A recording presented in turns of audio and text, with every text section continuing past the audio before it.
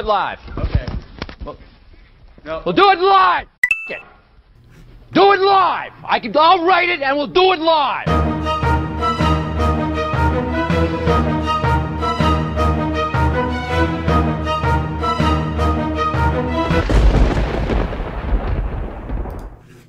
What is up, everybody, and welcome to another episode of Nintendo Talk Live. I am Bobby, the Nintendo Guru, joined by, I'm going to say, the greatest host on Player One Podcast. How about that? Chris Johnston. I like that. CJ. I like that. What is up, man? How are you doing? Hey, Bobby, I'm doing great. How are you doing? I'm very well, thank you. So we were having a nice little chat before we went live. Did your Sea of Thieves nonsense get fixed, or are you still having issues over there? It's still doing it. It's still. so I'm idling in that game. So Chris is like a Sea of Thieves junkie, and he is sitting here and watching, his loot. Right? You said they were cashing out. Yeah, you want me to? Yeah, tilt let the people camera? see. Yeah. Let's tilt it. Yeah, I'm watching. The people I was crewed up with cash in our fort loot. Yeah, because I was doing that before the podcast or before the show, and we had just completed the fort, and I really wanted the loot, but it was going to take a little while to get. So the three other guys who were playing are doing that for me. But I appreciate your dedication to me to be like, yes. You know what, I'm going to go. I promised Bobby that I would do this. I'm going to go over there. I'm going to hang out for a bit and all that good stuff. So we have 8 people here in the chat. So welcome to everybody that's here watching us live. If all works out this week sometime, this will actually go onto iTunes or something of that nature. I'm trying to work on getting this show in the podcast format on a more regular basis than I did previously. Previously, it was just a YouTube show. But since the over dramatic return of myself yesterday, I decided I was going to try to do more stuff than I really should do, and push myself beyond. You got to do it. Human capabilities. You've been taking such a long break. You got to really, you got to make up for all that. I got to overcompensate. You know what I mean? Like, it's like I haven't done enough in my life. I need to step it up a little bit. But so okay, here's where I want to understand something. Mm-hmm. So I honestly really didn't even know you existed in life. And then one day I was on Twitter and I saw a screenshot during a global test fire of Sean Capri running across your map, and you screenshotted it on a Nintendo Switch, and then you tweeted out. And I immediately went to Sean and was like, dude, who the hell is this guy? Like, this guy just tweet like who? But then I started like reading like and I'm like, dude, he works for Adult Swim game, like he's somebody like in the gaming world, in the gaming community. Like, how did you? He goes, I don't know who he is. I don't know. Like, and then like we started to research and follow you and stuff, and it was like, oh wow. But okay, so my question is like, how did you find us? Let me ask you that. Well, I think I was listening to Nintendo Dads. Okay. And they mentioned if we ran Nintendo, and at the time it was like I think it was right after the Switch reveal. Okay. And I was looking to listen to good Nintendo podcasts. I just wanted to hear like everybody's opinion on Nintendo, right? Gotcha. And so you picked the worst one, and you came listen to if we were in Nintendo. I get it. Okay. No, not at all. Not at all. So I subscribed to If We Ran Nintendo and listened for a long time. Mm-hmm. And I think Eric Plunk listens to Player One, or somehow we got on each other's friends list. Anyway, I played. I joined his team, or I joined his game in Splatoon 2. Okay. And then all of a sudden I'm seeing Sean Capri and Nintendo Gurus. I was like, oh, he's playing with you guys. So here's the thing. Cool. If you're going to play with anybody, Eric Plunk is the person to play with. Yeah. Because he is like the badass of badasses when it comes to Splatoon 2. That's pretty cool, man. That because connections, man. That's the thing. Like, it's weird sometimes. Like, I'll say that to Sean. Like, there's time. Like, yesterday was a huge, thing that this happened to me with when I did my egotistical Nintendo Guru Direct yesterday. The people that actually reached out to me and we're like, "Hey, man, like, I'm glad you're back." And I'm sitting there going, like, don't think I've ever talked to this person in my life. Like, this is awesome. Like, it's so every time when you get that connections, I always want to, like, figure out, like, okay, how did you find us?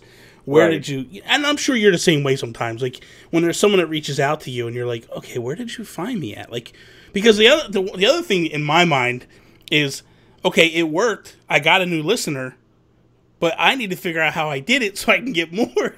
Like, where do did I drop a link someplace that he liked? It's never that. It's always like you said, something like I was listening to Justin Masson, grumpy in the morning because he's in Ireland and all that good stuff. So that's pretty awesome. So then I find out that you used to work for EGM, which I also listened to the 8-4 Play podcast. So did you work with those guys, Mark McDonald and John Ricciardi and them? And yeah, I worked with those guys. I was at EGM from 1994 till 2004. Okay. And in 94, I was actually still in high school. So in 94, you were still in high school?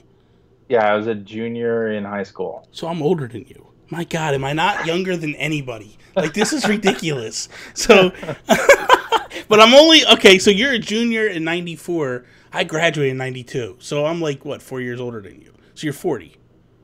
I'm 41. Okay, so I'm 3 years older than you. Okay, we would have been in high school at the same time at some point. Yeah, so that's, yeah. Okay, so that's okay. We're on the same level there a little bit. Totally. So in 94, okay, so go back again. Let's rewind. I got a little off track. So 94, you were working at EGM? That's right. I got hired in the summer of 94 just as a writer. And because EGM actually was basically 2 towns over from where I grew up, was their offices. So I took an hourly job writing for EGM. And, playing games and writing the previews. So, like, the 2-page fact file previews that you read back then, back in the mid-'90s, I wrote a bunch of those. And I did the news section, and I was also quarterman for a good while. Okay. Which is like an arcade type thing. Quarterman was the rumor column. Oh, okay. All the gaming gossip. Okay. So you just made up nonsense. No. There was some nonsense that was made up. Yes. Okay. Like sometimes if I had like a lot of space to fill, I would just put in a rumor of something that I would want to happen. And sometimes it happens. Gaming journalism at its best, you know? You just make it work, whatever fits your. This was only if there was like a lot of space that I had to fill or something like that. Okay. Most of the rumors were not actually from me. It was sort of an amalgamation of everybody in the office. Gotcha. And what they have heard. So yeah. That's funny. That is so funny, dude. That's pretty good. Okay, so you work with John, you work with Mark, and then you also work with Greg, correct? Greg from the podcast? Yes. Greg Stewart? Yeah. Yeah, he worked at EGM. He was the previews editor for a couple of years. Okay, so how did you meet Phil? Because Phil never worked there, did he? He did work there. Oh, he did. Yes. Okay. I was going off the website, and your website doesn't show that he worked at something like Game Now or Game Now. So Ziff Davis owned a bunch of different magazines. Yes. EGM was one. Official PlayStation Magazine was another. Game Now was another, and Phil was part of Game Now. But he also worked at EGM in that sort of, I think, 96. Because I left EGM for a little while because I was finishing high school, and then I went to college for a year.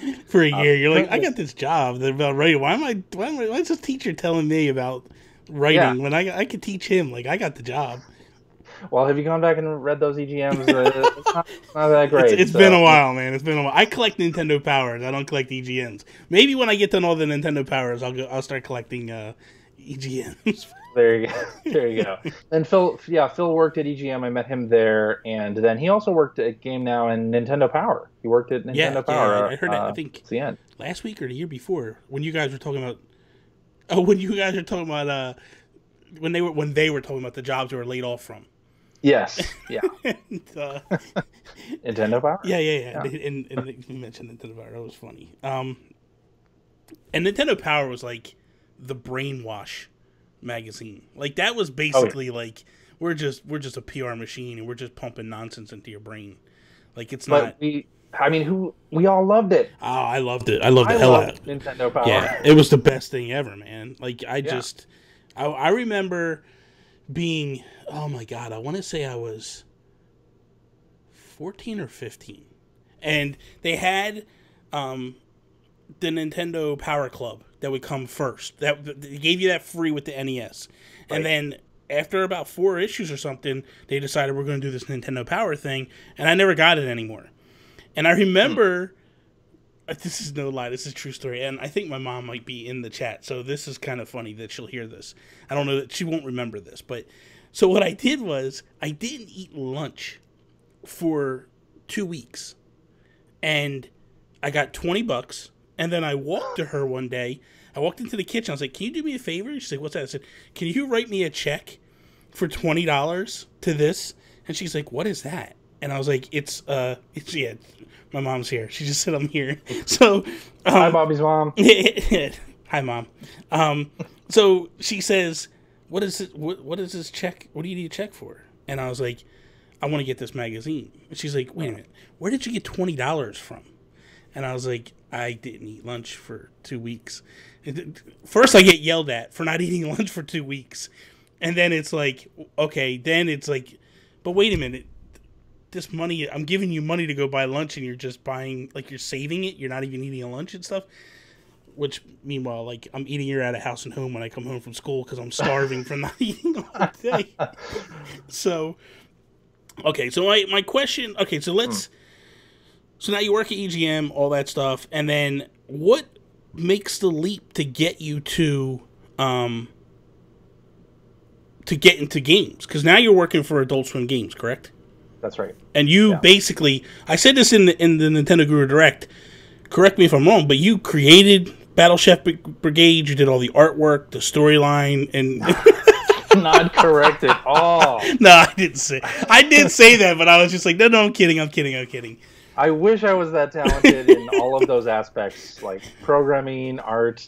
Yeah, no. That is not me at all. What exactly do you do at Adult Swim Games? So I'm the director of game creative, which is sort of a vague title, but basically I help us find projects that match the Adult Swim tone. Okay. So Adult Swim, if anyone listening doesn't know what that is, it's the late night programming block on Cartoon Network, and they run shows like Rick and Morty, Aqua Teen Hunger Force, Tim and Eric, like all these different shows. And my boss, Jeff Olson, was in charge of the website, and he wanted to do games, but not games that were based on shows. Just games that had a funny, quirky, like sort of off bent to them, but were still fun games. So that's where that started. Mm-hmm. He started doing that on the website, and then I joined later. But I was an Adult Swim fan for years. Yeah. I just loved the animation. So, and I actually had volunteer moderated their message board while I worked at EGM. Okay.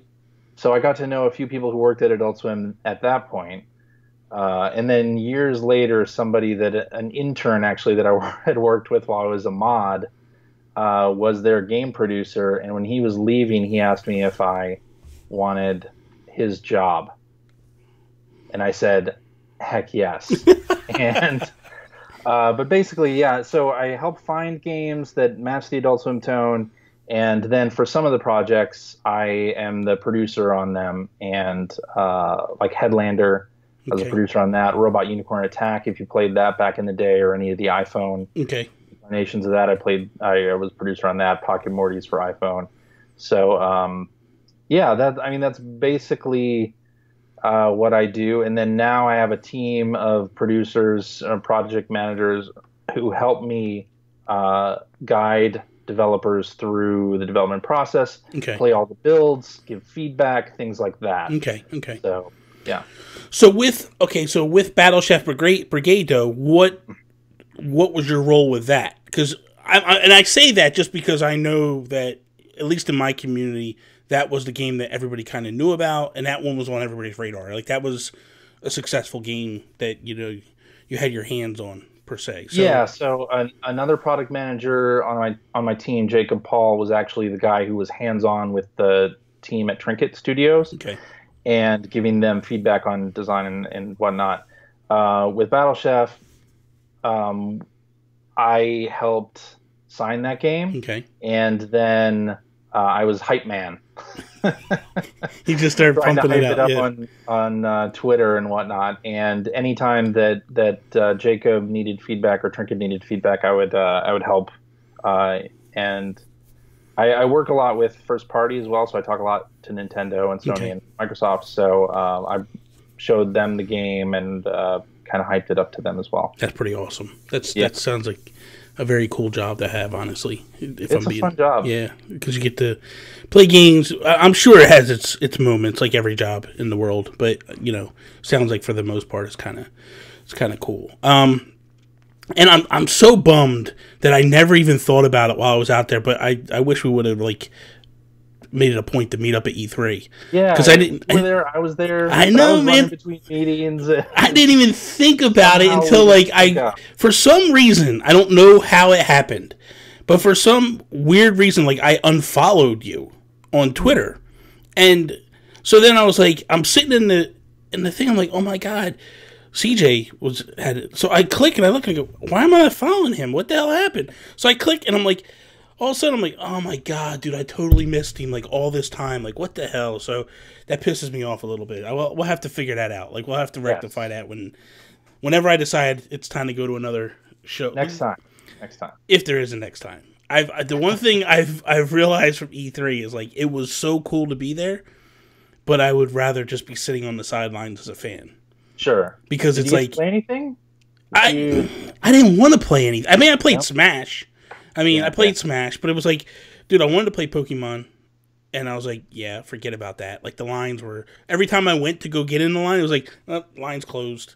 It's dude, what the hell, man? It's you couldn't even get in the booth, and there was a line to get in the booth. And it was okay, if the line's closed, why is this line here? This is stupid. And it was a line to get in the line, and it was so stupid. I did play Ninjala.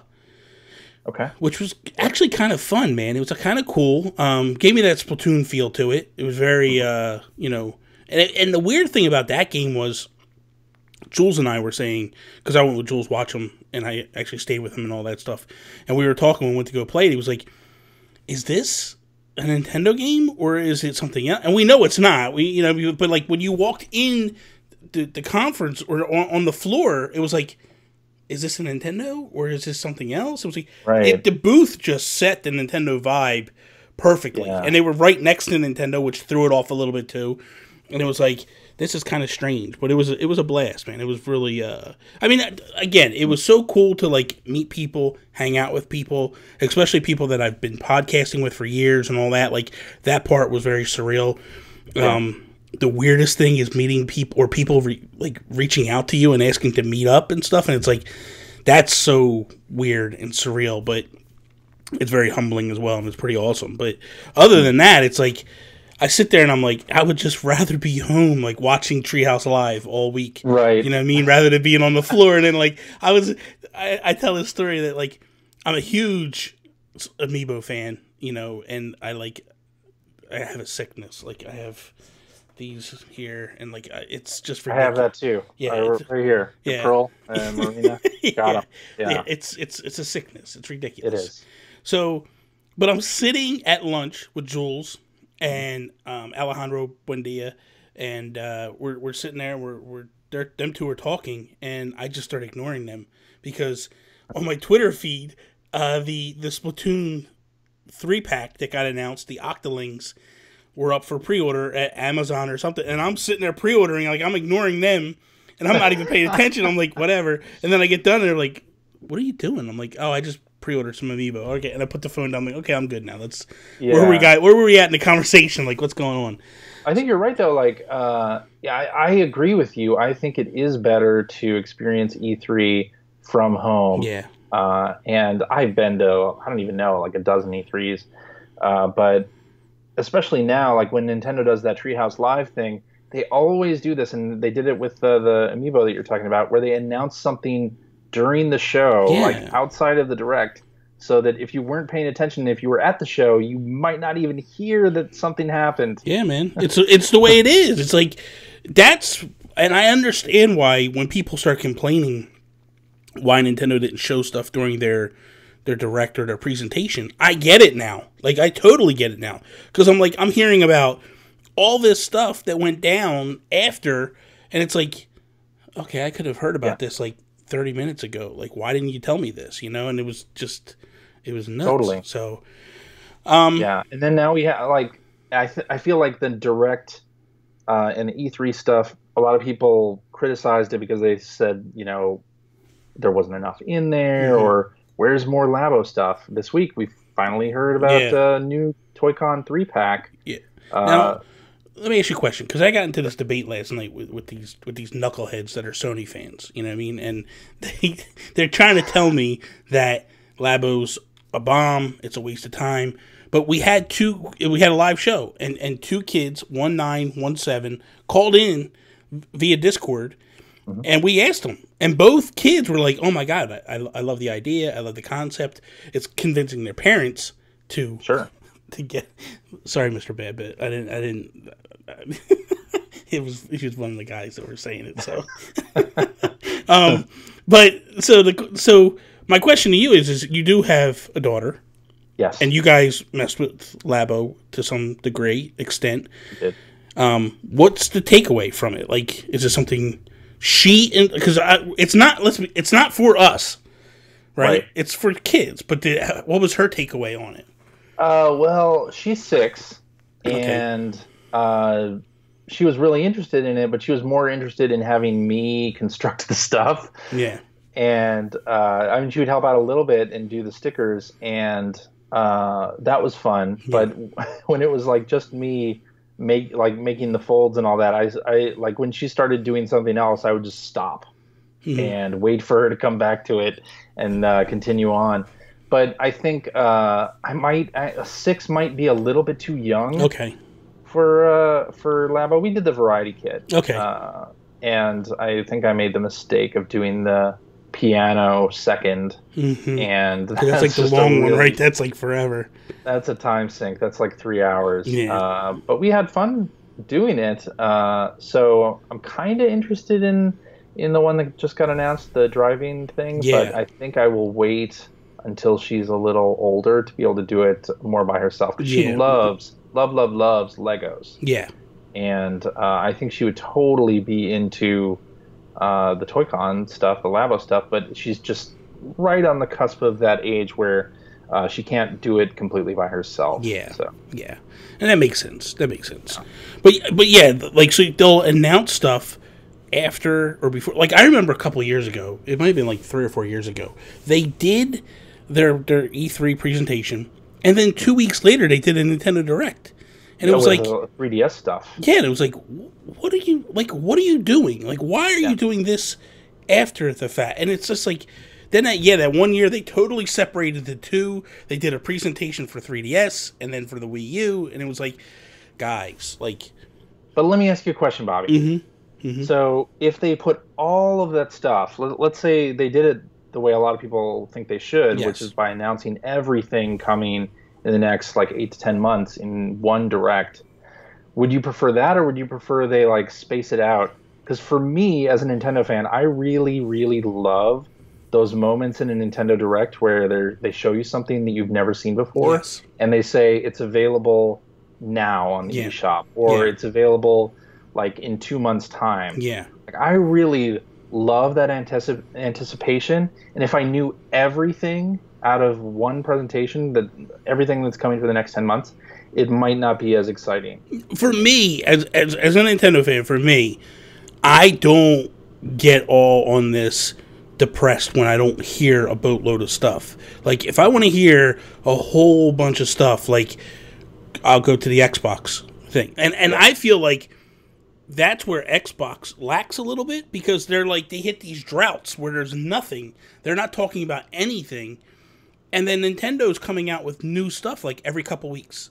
And it just keeps the buzz going. Like, you're constantly talking Nintendo, and it's where Xbox lacks a little, and Sony as well, they lack a little bit of that because they don't have that constant feed of stuff coming out every couple weeks and just dropping it on you. And it's like, even stuff is like, the online went up for pre-order last week, and like everybody started freaking out about it and stuff. So they hit that stuff, I think, just perfectly when it comes to that stuff. Like when it comes to their announcements and all that. Like, I do wish though they would just show a little bit. My bigger issue is when they don't show stuff during the presentation and then they save it for the Treehouse Live, like the Ridley amiibo. Like, why in the world are you showing that during the Treehouse Live? Like, that should have been during the actual event, you know? So, but if you were at home, yeah. Listen, this isn't and about you were watching the coverage, you would be like, "Oh my god, this hour there was something new for me." Like, yeah. This is true. But Chris, this is about me. This isn't about, you know. Absolutely. So yeah, that's all right. So let's get into this whole nonsense because we brought up the Xbox thing. We're gonna jump right into it. What is your deal, dude? I'm so tired of you playing Sea of Thieves. Like, it's taking your life away, dude. It kind of is. Yeah. I don't know. Like, have you ever had a game that you play and you just like love and feel like you could just play this one game for years? Yeah, I feel that way when, as weird, as stupid as Animal Crossing. Yeah, exactly. When I start playing Animal Crossing, I just dive in, and it's like each day is a different day. Like, I could find, okay, today I'm just going to fish, and then, tomorrow I'm just going to bug hunt, and then, I'm going to fossil hunt, and it's just the way it goes, you know? I totally get where you're coming from. I think a lot of people now, you know, you have Fortnite, you have PUBG, you have Overwatch, like you have these games. Like, games have changed where it's not any longer the days of buying a new game pack and, you know, having a really 2-hour experience if you go back and look at it, and something you would play over and over again. But like, these games now, it's not like a one and done experience. Yeah. Like, they're updating it over years and putting content in, and with online games anyway, even with Splatoon, I played that for months, and a lot of that is about like a social interaction with friends, and you meet people in the game, and to me that is like, I'm amazed and just fascinated by multiplayer games that aren't shooters. And you're absolutely, I get that. I totally get that, because that's the crazy thing is, like, I mean, Fortnite for me, I played Fortnite on Xbox. Didn't move the needle at all. And I was like, this game sucks. And I put it down, and I played Battle Royale mode. It wasn't like I wasn't playing Battle Royale. I wanted nothing to do with it. And then it hits the Switch, and I'm like, all right, I'm going to give it another shot. You know what I mean? Like, this hype is getting crazy now. People are talking about it. I'm going to check it out. So I played a little bit in the hotel by myself, with Jules was typically watching me play, and then I would die because I suck at that game. And then we would watch, and we would be like rooting for, you know, we'd be like cheering the people on.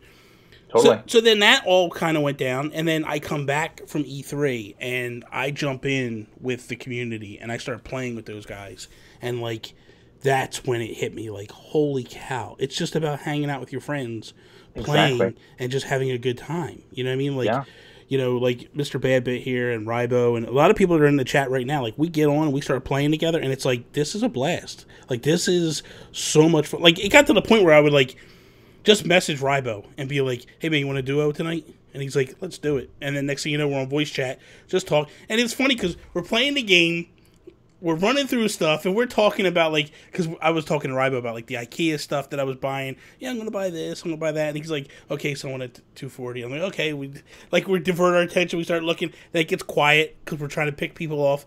And then we just, yeah, so I was at IKEA and I got this. And it's just like, it continues. Like, it's such a great thing, great conversation, and it, to me, like, that's what, so I totally get it, like, because you're always playing with, like, the same kind of group of people, or the same group of people you guys are playing, and you go out there and I always hear the stories. Well, it's like the community you have here, and, you know, games on Reddit have this community where they just kind of form around games, right? And with Sea of Thieves, I've met people who live all over the world and want to play this game, and we talk about it on Discord, and it's just a really fun social experience, and one that I wish existed more for a game like Splatoon. Yeah. Right. Yeah, Splatoon, no voice chat. You have to kind of like make your own community. You have to use Discord for voice chat with that, but I ever since the days of the Dreamcast, like I loved online gaming, and I thought that was the future where it was at. And then shooters kind of took over for a while, and I don't know if you feel this way, but they kind of like made their feature set and improvements only towards people who were really good, and they forgot about us, the regular people who are terrible. But then a game like Fortnite comes out where it's like you can compete, you can feel like you can compete, even though you're not like an amazing shot or anything. I can just hide. I can hide. I was saying to somebody the other day, I was like, I could be the worst shot in the world. I just got to kill one person. If I can kill one person in that game, I can win the game. And like I have a couple victory royales by myself. I have a bunch with the group, but like I think 2 by myself. Absolute luck. And it's like, but I know that I suck, and I know that I'm hiding the whole time and lurking all the way in to the very end. And then when it gets down to like the top 5, I'm like, all of a sudden I start shaking and I start getting nervous. And I'm like, I'm gonna die. And then I get lucky, and then I win, and I'm like, and I feel like a champ. Like, oh my god, I just beat like, I don't know who I beat, but I just beat some good players, and it's so much fun, dude. It's such a blast. So and that's the thing. It feels like that's the future of gaming. Yeah, right. There are these games that can be social experiences, and it kind of takes you back to that time when you were playing NES games, like in your basement or something with a bunch of friends. Like it just that same kind of like feel, and it's just so great that we can do that over long distances now. So we started a conversation prior to this, and we stopped ourselves. Yeah, let's pick this back up. Which conversation? This is the WarioWare one. The WarioWare one. Yes. So, Bobby, I don't know if you saw people tweeting about WarioWare Gold, but I follow a lot of people who live in Europe, and they were talking about how amazing WarioWare Gold is. And I thought today, like, oh, since I'm on with Bobby later, I should pick up WarioWare. I was thinking I was going to anyway, and then I go on the eShop and find that it's not available in the U.S. until next week. It's only available in Europe. This week, and I felt sad. Felt very sad. So this is the thing and this is where we started to get into this, and we were like, let's just save it for the show. Let's just say, I think it is the dumbest thing that Nintendo does, because if you're at a situation where the Switch it's region free, so technically you could have just gone on and downloaded it, but you'd have to have a different. That's a 3DS game though. Oh! I thought you meant for the Switch, because isn't there one coming to the Switch? I don't think so. I thought there was a WarioWare. Oh, you know what? 3DS. Wow, that sucks. That does suck. I would have done exactly. But then that's stupid. Yeah. That is so, because they did that a couple years ago. Well, yeah, a couple years ago on the Wii U, where they gave us Yoshi's Woolly World. They gave Europe Yoshi's Woolly World like 6 months before we got it here.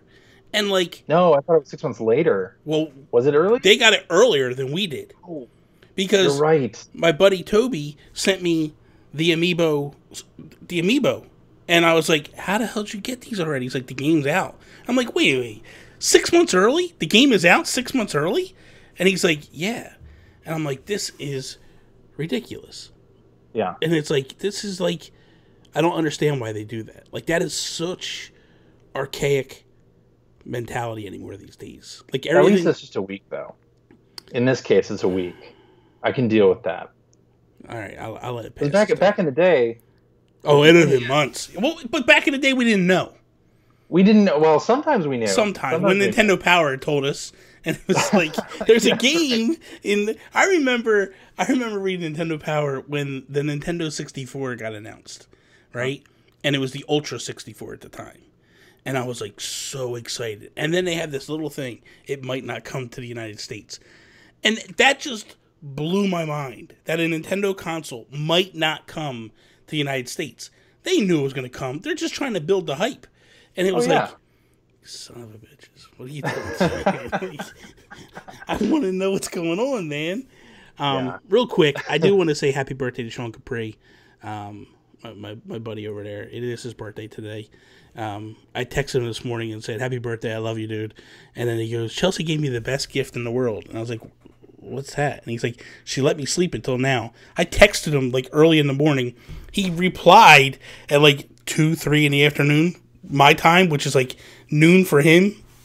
I'm like, Sean, what the hell are you doing? Sleep until noon, man. But he's younger than we are. I can't sleep till noon anymore. I can't either. Dude, it just doesn't happen. Like, no, it's not such a thing. Like, my internal clock wakes me up at like 6 at the latest. Like, I can't sleep past 6. Yeah. It's horrible. I'm getting old. Yeah. Well, I'm already old, so. just ask the guys in the chat. They always tell me I'm old. Okay, so I want to ask you these questions because I did have a couple questions I want to ask, and I like to ask people. Sure. What was the first Nintendo console that you owned? The NES. Okay. Yeah. Before that, I had a Donkey Kong Game & Watch. I had the dual screen Game & Watch. Oh, so you had like the old school. Yeah, the old school one. I played that so avidly that I flipped the score on it because it had like, I don't know, a 4 or 5 digit score readout. Mm-hmm. And I played that game so much on trips and such that I flipped it. Did you really? I forget what happens when you flipped it. It was like it showed a star next to the number or something like that. And I was just like, oh my God, I can't believe that I did this. That's crazy. Yeah. That's pretty crazy. Okay, so what was the first Nintendo console that you ever bought with your own money? Own money? Are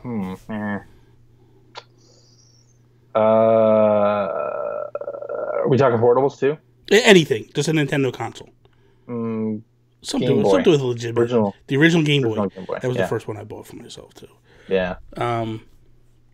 And then what is your favorite Nintendo console of them all? My favorite one, actually, like for a while there, my favorite one was the Wii U. That one I like that one a lot, but it's not my favorite. But I liked it a lot. I played so many games on off TV Play, and like I beat Earthbound for the first time using off TV Play, and it was fantastic. Yeah. And I beat Super Metroid again with using some save states and. Stop it! Stop! You did not sissify that game. I did. I used save states, sure. Oh my God, dude! Had to.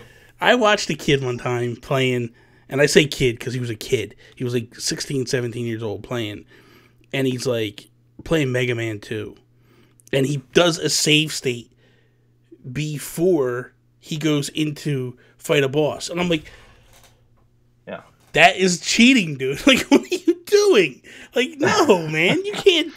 But you know what? If you rewound time and let's say you from 1988 were playing Mega Man 2 and you had the option that you could use save states, you totally would. But that's not. Too. But I didn't have the option, Chris. I didn't have the option. I could have, should have. Trust me, I wish I did too, because that game used to drive me bananas, man. Such a good game, though. Such a good game. I wish like all the retro collections that come out now that have like the rewind feature. I love that. Yeah, and I like want that on everything now.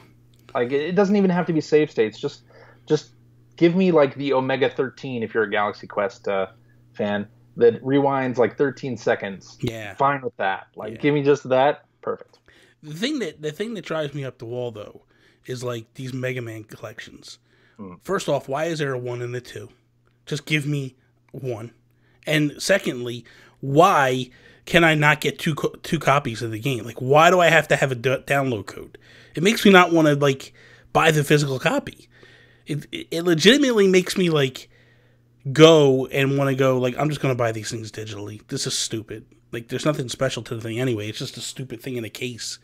But we've kind of been going on that path for a while now, right? Like, I used to be, I'm all digital now. Yeah, I'm pretty much that way. Buy the discs, and around the time of the Xbox 360, where it wasn't just Xbox 360, it was everybody stopped putting in in-game manuals, or they stopped packing in the paper manuals, and then they did this thing, I don't know if you remember, where the packaging became like super flimsy. Like on the Xbox 360, they called it the wagon wheel boxes, where the plastic case wouldn't actually like there was like a cutout in the back where the disc was, so that it wasn't even, you weren't even getting like a nice case anymore. It was like a really flimsy piece of crap case, and all the consoles ended up doing that, right? Yeah. Where suddenly you're not getting paper manuals, and the cases aren't that good, and at a certain point it's like, what's the point of that? I'd rather just, for convenience, have everything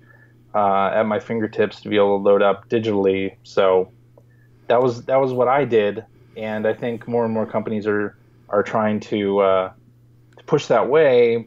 But like with the Switch thing, a physical cartridge on that system is kind of expensive to make. So I don't blame a publisher for wanting to, keep that cost as low as possible, because games get discounted so quickly now that they would lose money. Like if they paid for the more expensive storage format for Switch, like it just does. But I mean, not financial sense. But let's be honest. There's no reason in the world that those Mega Man games can't fit on one cartridge. Probably not. So if you're just talking ROM dumps, then sure. You don't think that those games can fit on one? They might. I mean, at least the first collection, all the 8-bit games. Yeah. Maybe the X collection might be pushing it a little bit, but like I think anyway, like the X or the original games, they're 8-bit games. Like they gotta be hardly anything. Yeah, but then like you look at things like Atari did a flashback collection last year or 2 years ago, where they did it for PS4 and Xbox One, and they did 2 volumes of those. Yeah. And they were sold separately. Yeah. They didn't do one collection for $40. They did 2 collections for $20 each. And sometimes that's just what it comes down to. Like, yeah. I mean, ultimately, I guess why it bothers me is like Japan got both. Yeah. That's what I think. That's they don't really have the same discount culture that we do. Like it doesn't. Oh, it stays high all the time. Doesn't go down in price as quickly. As okay. things do here. Like here, you're right. It's basically there a couple weeks later. It's already like look, the Lego games. I don't know how those guys make money. Like they put a Lego game out, and then like 2 weeks later, it's like $20. Yeah, and it's like I'll just wait for the discount. Like, why am I buying this thing full price? I'll just wait a couple weeks because they're basically. If you're a parent, though, and you have a kid who really likes Incredibles or something, you're buying it right away, right? But let's be fair, CJ. Is it really the kid or is it you? I've listened to your podcast. You got a sickness, man. You just... That's true. I mean, don't we all as gamers? We all buy... Listen, I told you... We had this conversation a couple weeks ago. I am not judging you at all, dude. Like... Dude, all the Power A stuff behind you. Yeah, all the stuff behind me. Like, come on, dude. Like, I got a sickness. I'm not gonna lie. Like, I collect these amiibo that are like worthless now. They were worth a lot of money at one point. None of mine were ever worth money because I always took them out of the package. And then like I'm collecting these Power A Pro controllers. I love these things. Like they're phenomenal. They are just so they feel so great in your hands. The only thing that sucks is there's no HD rumble. Obviously, there's no motion control with them. But like for the price and the fact that and they're corded. But when I was playing, I wasn't sitting that far from the TV, so they actually worked really, really well for me, and I loved it. And then when I start streaming here, I'm sitting so close to my dock and stuff that it wouldn't matter to me to have I would rather have a wired controller anyway, just to kill the latency, especially when it comes to a game like Smash, where I'm going to get crushed as it is. So at least I have some type of a fighting chance. Not much, but you know. I have a question for you about Smash. So you said you're going to get crushed, and I also get crushed a lot. in Smash, but I still like it as a Nintendo fan because it's like a fan service game. That's all it is like, for me. I trophy hunt. I don't even play it really against people. Nope. I like just I trophy hunt. Play it for the fan service. I trophy hunt to fill that museum up, and then I like to go in and read the bios on like these quirky characters that I forgot about, because it is the ultimate fan service game there is. You go in there, you get these trophies, which are essentially amiibo. You know what I mean? I think that's where my amiibo addiction came from. And you start to, like, read all this stuff about these characters. And the cool thing is these characters that are so far down the chain that you actually forget about them. That you don't even remember them. And it's like, they just pay such attention to detail when it comes to that stuff. It's like, I love that game. And that's the only reason I love that game. It has nothing to do with the fight. I hate the fighting game. I hate getting my butt kicked. I was shocked when I went into E3 and they put me in with 3 other people and I smoked them. And I was like, I wanted to turn around and go, you guys really suck. If I beat you, you guys are horrible, man. But I didn't do that. I just walked away just gloating and full of pride. It's like, and I just told people, like, I went to someone later on in the day and I was like, I got to play Smash. They go, oh, how'd you? Oh, I won my thing.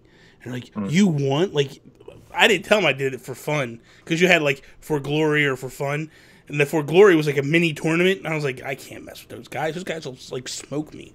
Sure. But they were giving away great prizes if you went over there. They were giving away Smash hats and posters. And I got not a stupid pin. I got a nice little pin, but... Oh, okay.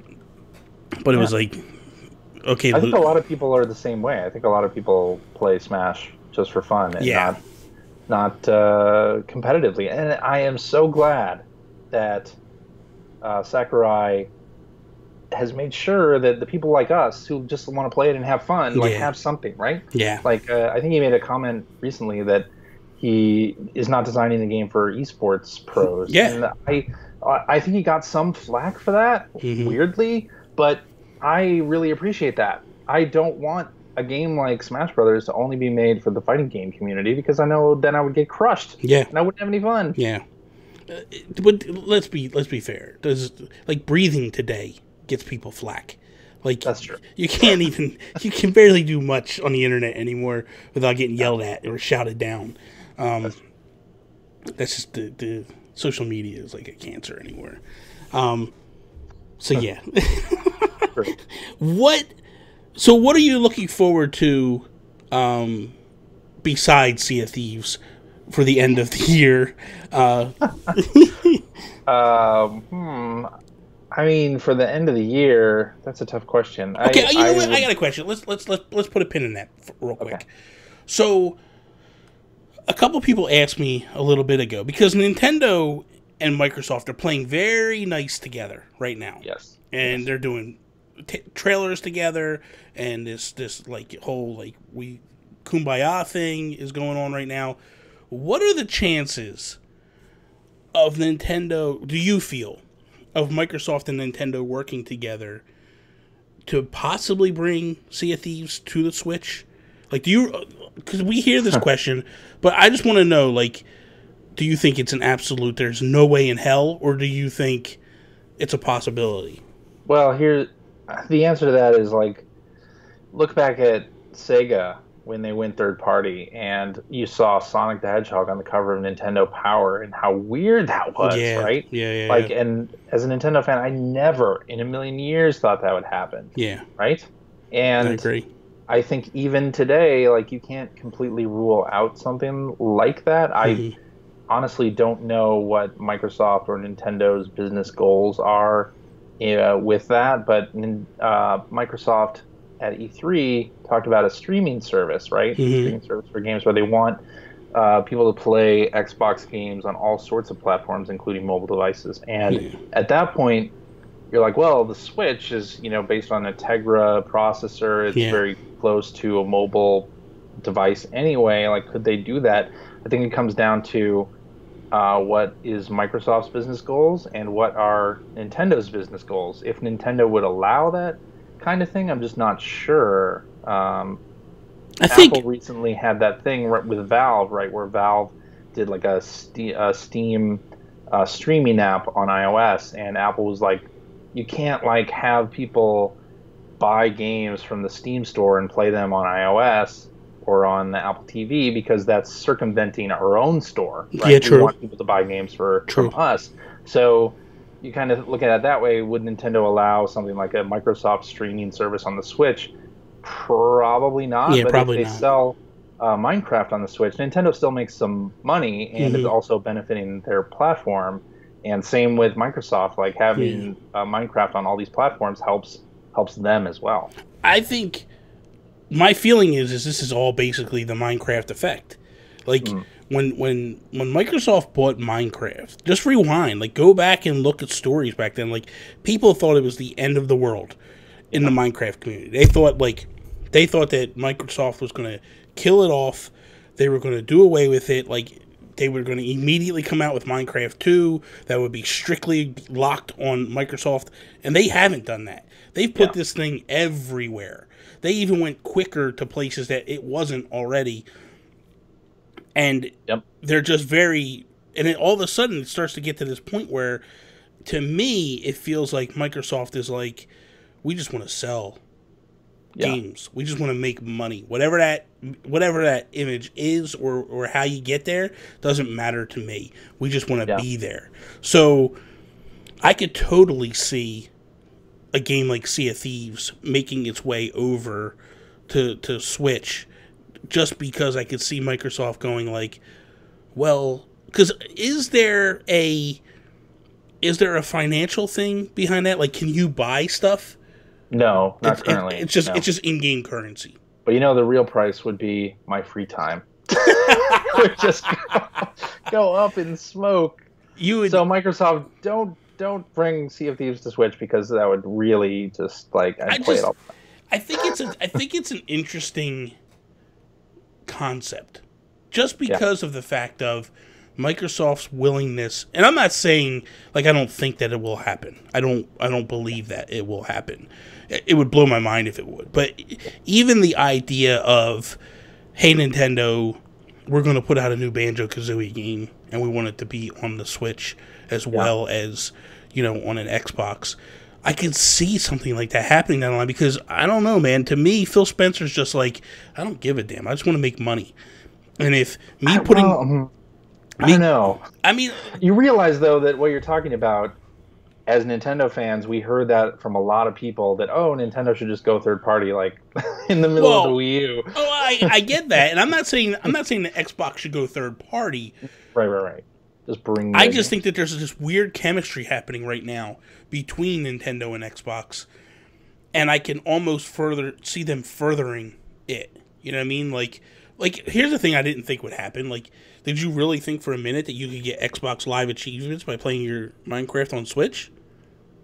Yeah, I never would have thought. And I mean, that's a thing, So it's this weird thing that is happening. It is, but don't you think... So Minecraft is in an interesting position where I think their demographic, the main player base, is a lot younger, and that sort of matches up with Nintendo's player base, right? Yeah.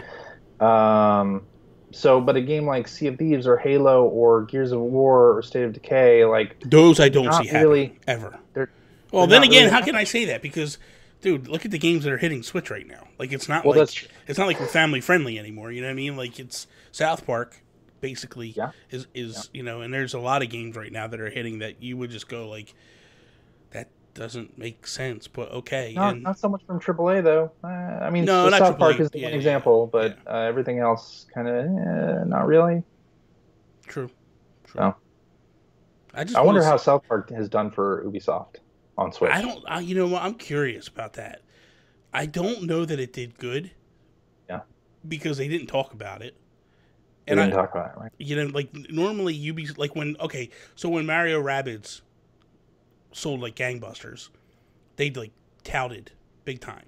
But I think also what hurt that game was it came so late to the Switch. Yeah.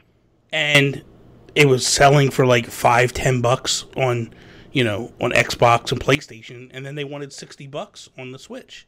And people were just like, no, no, I'm not going to pay full price for this game when I could get it for cheap over here, you know? And I think that hurt a little bit. I think it always hurts a little bit, you know what I mean? Do you have like one big third-party game that you wish would come to Switch? Oh man, that's a tough question. I mean, when the Switch was in talks, I wanted to see something like a Destiny or something like that come. But I'll be honest with you, I wouldn't mind seeing GTA come. Yeah. You know what I mean? Like, I would love to see Grand Theft Auto 5 come to Switch. Like, that would be, for me, that would be like, this is... And I don't need the online. Like, just give me the original game. Sure. You know? And, like, I beat the original game on the PS4. I would love to play that again on a Switch. Because that game is just... That's one of those games that is just really good. You know? And the storyline's good. The voice acting's good. Like, everything. They just knock it out the park with those games. I know a game like Red Dead Redemption, there's no way that game's coming. Although, who the hell knows, man? I don't know. Anymore, and you're talking about GTA 5. GTA 5 came out at a time where they made an Xbox 360 and PS3 version of that game. Exactly, right? exactly. So, if you think about the Switch as being, it's not the most powerful console now, but...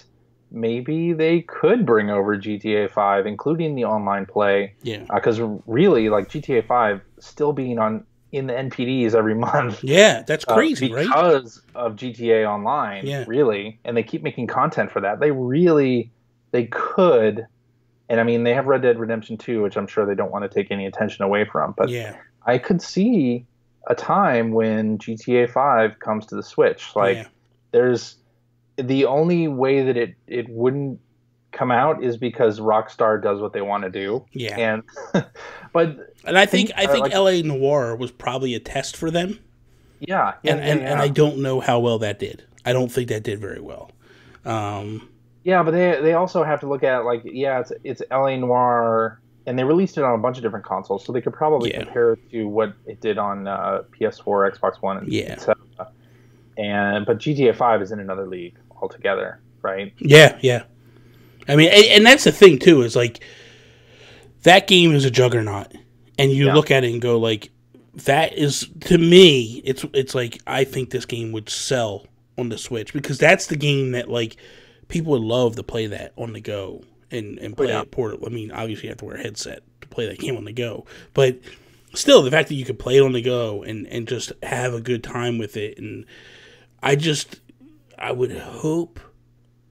I'm curious. I wouldn't mind. And speaking of, I wouldn't mind seeing the Batman games come, like the Arkham series. I mean, I don't know what Rocksteady's doing now. There's rumors that they're working on a Justice League or a Superman game. I've heard an Arkham Justice League game, which whatever they're doing, and that's fine. But I would love to see, like, those games come, because I love those games. Those games are awesome. And the one game I want, my God, I played Telltale Batman completely through on the Switch, and I love that game. That game was so good, and I don't want to start the second story on a different console, because that game, the second story, plays off of what the choices you made in the first game. Sure. And I'm like, I don't want to go there and then try to, like, it's not going to be the same experience, I think. Right. So I wish that Telltale would bring the second Batman game over, but I don't know that they are. That'd be good. But I don't know that they are. What about you? Is there any third-party games that you would want to come? Yeah, I mean, Overwatch. Okay. I want Overwatch on the Switch. I mean, that's a game that Paladins isn't really good. Or are you too good for Paladins? Is that the problem? I love Paladins. Yeah, I own Paladins. I bought it in part because people were saying it was so similar to Overwatch. So it's not. I bought the Founders Pack. I mean, it's shades of Overwatch, but I mean, yeah, I would love to see Overwatch on the Switch. I'd love to see everything on the Switch. Yeah, I would really. Too. I would too. Ultimately, like any third party. It's crazy that, like, when the Switch first came out, I would bring it to work every day, and on my lunch break, I would break it out, and I would sit at my desk, and I would play Zelda, and detach Joy-Cons, and just hang out and just play. Mm-hmm. And then I changed jobs, and that doesn't allow me to do that anymore. And I've kind of left the handheld tabletop mode away. Like, I don't really mess with it that much anymore. Okay. So, although when I went to E3, it came back out, and I was kind of in that situation where it was like, I love that aspect.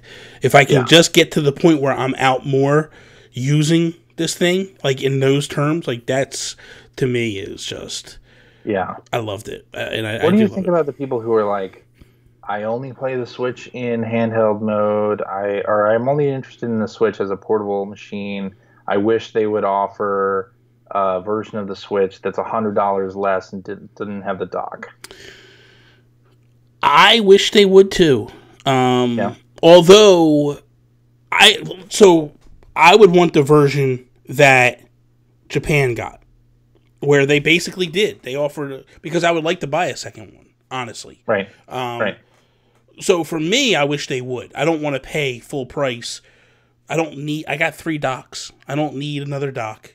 I don't need, you know what I mean? Like, I bought additional docks.